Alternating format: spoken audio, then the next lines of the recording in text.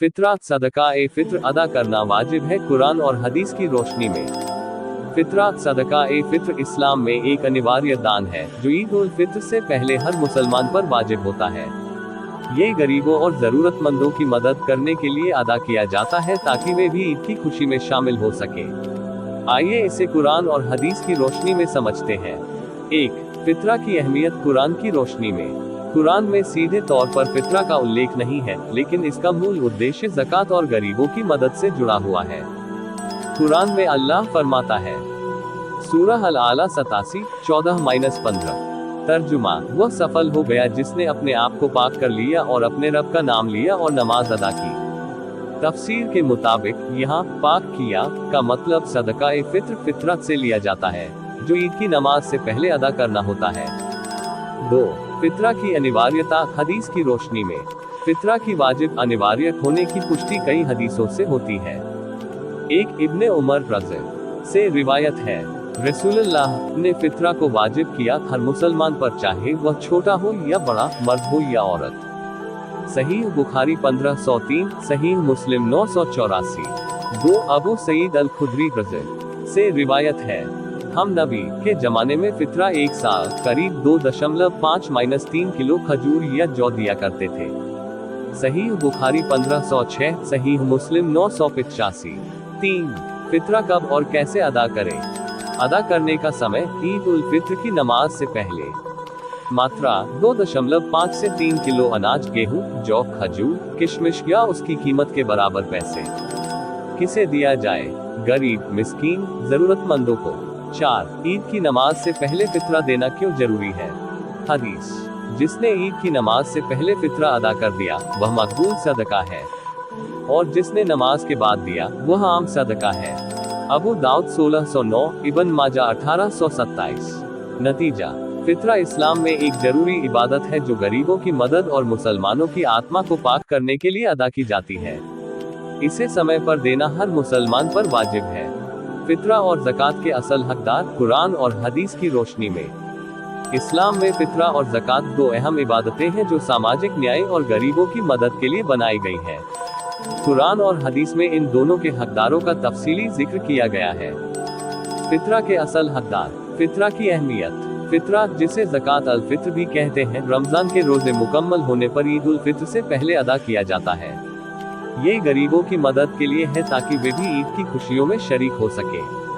कुरान में हकदारों का जिक्र। हालांकि फितरा का हुक्म कुरान में तफसील से नहीं दिया गया, लेकिन इसकी बुनियाद इस आयत पर रखी जा सकती है, और नमाज कायम करो और ज़कात अदा करो। सूरत अल बकरा 2:110।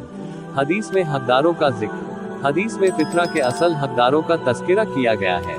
1. गरीब और मोहताज लोग। हदीस के मुताबिक फितरा उन्हीं को दिया जाता है जो जरूरतमंद हो।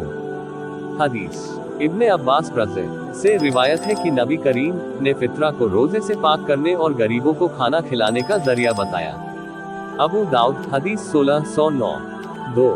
मुस्लिम मोहताज। फितरा सिर्फ मुसलमानों को दिया जाना चाहिए। 3. घर वालों से अलग जरूरतमंद लोग, यानी अपने करीबी रिश्तेदार जो खुद पर खर्च नहीं कर सकते, उन्हें भी दिया जा सकता है। किन्हें फितरा नहीं देना चाहिए। अमीर लोग, अपने माता पिता और औलाद। काफिरों और गैर मुस्लिमों को फितरा नहीं दिया जाता। ज़कात के असल हकदार। कुरान में ज़कात के हकदार। कुरान में ज़कात के हकदारों का तज़किरा इस आयत में किया गया है।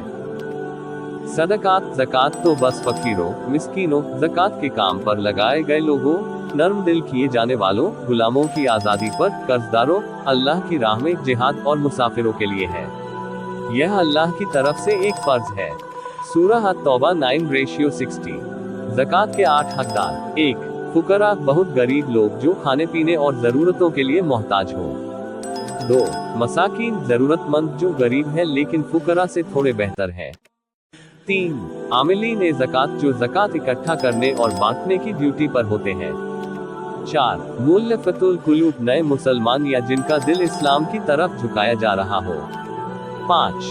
रिकाब, गुलामों की आज़ादी। पुराने ज़माने में गुलामों की आज़ादी के लिए ज़कात दी जाती थी। 6. गारिमीन, कर्जदार, ऐसे लोग जिन पर इतना कर्ज हो कि वे चुका न सके। 7. फी सबीलिल्लाह, अल्लाह की राह में। इसमें जिहाद, इस्लामी तालीम, मस्जिद और दीनी काम आते हैं। 8 इब्न सबील, मुसाफिर जो सफर में फंस जाए और उनके पास कुछ न हो।